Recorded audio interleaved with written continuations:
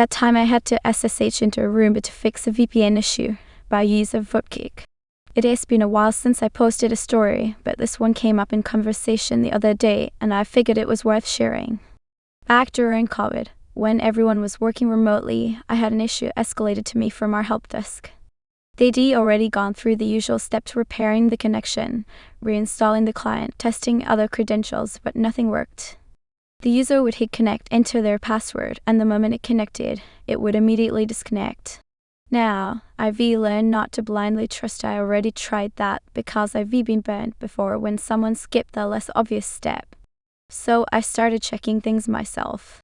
Some background: a few of our older clients had set up their own networks before we came on board. Normally, when we take over, we standardize things to readdress the network, flan off cameras and guest Wi-Fi, that sort of thing. But this particular client never went through that process. Their office at the time was literally just a converted residential house with desks in every room. That meant their office network was still on 192.168.1x, the same subnet as the user's home network. I ran an IP scan and noticed a device on 192.168.1.254, which happened to be the same address as their office firewall. So the moment the VPN connected, traffic defaulted to the local device instead of tunneling through, and the connection dropped. The device didn't have a web interface, and an MAC lookup just came back as some generic manufacturer. But it did respond on Telnet and SSH. After some questioning, we figured out what it was: their robot vacuum cleaner that the user's husband had set up. Apparently, you were only supposed to manage it through the app, which explained the lack of a web interface. I ended up finding default credentials online, SSHing into the thing, and readdressing it to resolve the issue. To this day, I still enjoy watching people's expressions when I ask, "Did I ever tell you about the time I had to SSH into a Roomba to fix a VPN issue?" Yeah. When you onboard a client, push harder to change their office network so it's not sitting on the default subnet. For the sake of clarification, it wasn't a Roomba but some other branded robot vacuum cleaner. A detail that felt overall unnecessary, but one or two people seemed hung up on. Few people asked why not readdress the firewall. Well, yes, that's the ideal scenario, but to change the IP address of the office firewall in the middle of the day to fix a conflict caused by the user's home network seemed unnecessary. A change like that during business hours without notice wasn't going to happen. Client refuses to listen and puts ticket in perpetual limbo by user and eldritch writer.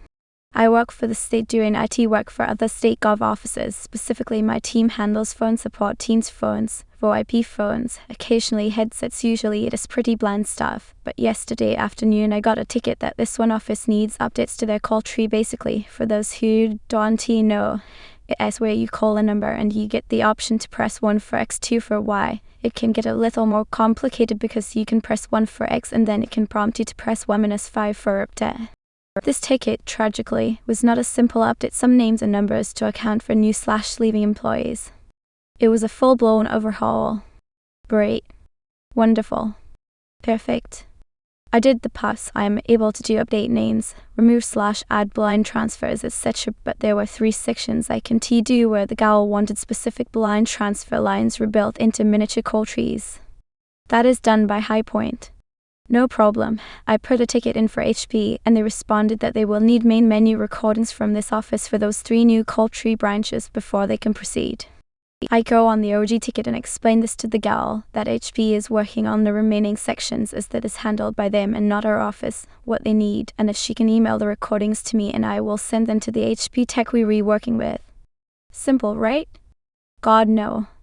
I am pretty sure she just straight up ignored what I said, as she instead began demanding a list of what their call flow looks like because I gave them one before. The whole reason I sent her a screenshot of the call tree on her last ticket was BC she wanted a section that did not exist on the call tree to be updated and was flipping out about me making things difficult, when in reality she gave me the wrong call tree to be updated, but I conceded. I told her that the call tree end result wouldn't look any different from the template she attached for what she wants done, and explicitly told her that this is not complete, that sections I's are being handled by Highpoint and they are waiting for the main menu recordings from her.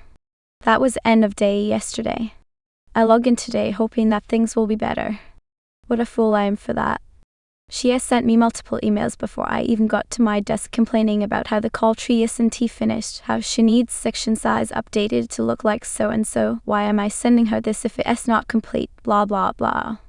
She was complaining about everything I told her is being handled by HP. So I reiterate to her, for the fourth time, that I can't make any changes to those sections. There is a ticket in with HP to update those in accordance to the template you sent us, but they will not proceed until you send in the new main menu recordings. We are literally in limbo on this ticket because we're re-waiting on her. There has been no resolution yet since she hasn't gotten back to me or answered my calls since then, but this is just going to be a long circus dealing with her. Added a word for clarification. Update ticket got resolved. It took 3 other texts explaining this to her for her before we were able to get anywhere, and the additional text got dragged into this because she made a new ticket for the exact same thing even though the ticket was in limbo BC of her. That time we accidentally bricked the CEO's parents' clinic network by user check tick 0. I am doing an apprenticeship at a company that manages networks for medical practices. Both our office and all the practices we support run on Unify gear. One of those clients just happens to be the CEO's parents, whose clinic is literally right next door. Their network is set up behind our office network. One day, a colleague was tasked with setting up a demo server rack. Plug a laptop into the Unify Dream machine via LAN, Wi-Fi off just to be safe, load up a backup image, add it to enterprise management, done. Except not done. After the backup was supposedly restored, we disconnected the LAN and tried to reach the UDM's web interface through the management portal.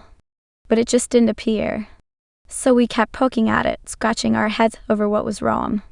That is when the clinic next door, the CEO's parents' clinic, suddenly lost their entire network.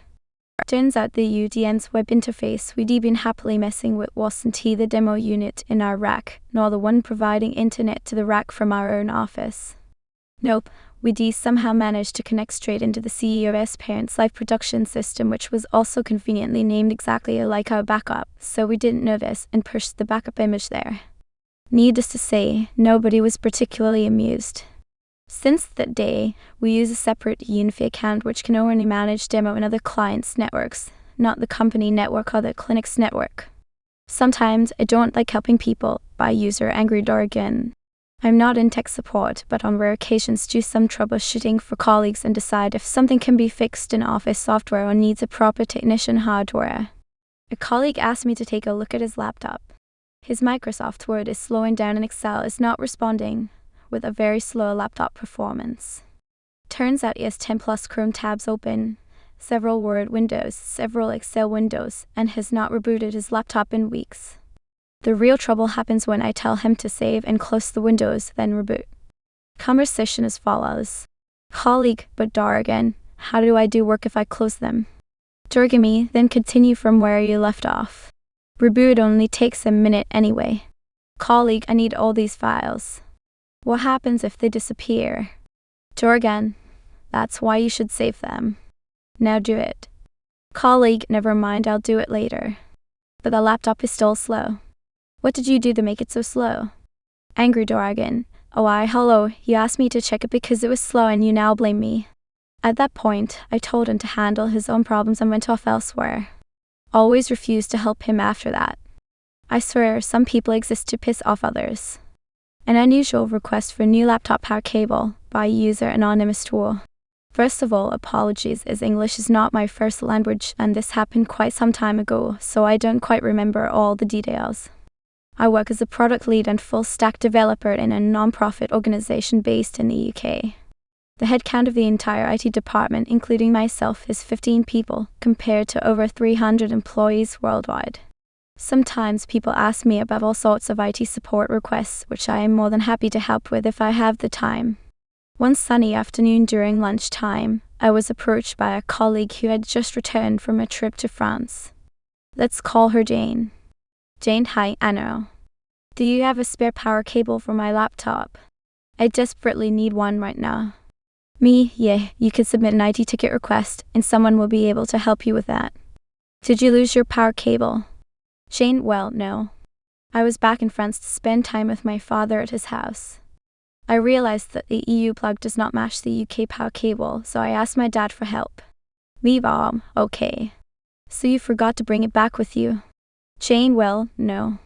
My father loves to tinker with electrical stuff, so he cut the power cable head from my laptop's power cable and replaced it with the EU head. But now I am back in the UK and I don't know how to change it back to the UK head. Mate.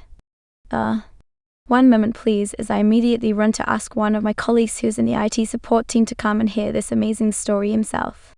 Colleague, so you will need to file an IT support ticket for a replacement cable as that specific hardware is now deemed damaged and unusable, and we need to contact our supplier about this. Also, you know that counts as destruction of company property, right? You could have just bought a travel adapter and this issue wouldn't have happened in the first place. Jane, I don't know what's the matter with this. My dad is quite good at electrical stuff, so I don't know what the big deal is about this. But I will submit a ticket for a replacement cable. Thanks. To this day, Jane still does not think that she did anything wrong, and we are just making things difficult for her. I think she still hates me. TLDR, user destroyed company property, thinks she did nothing wrong and moans about it being difficult to her.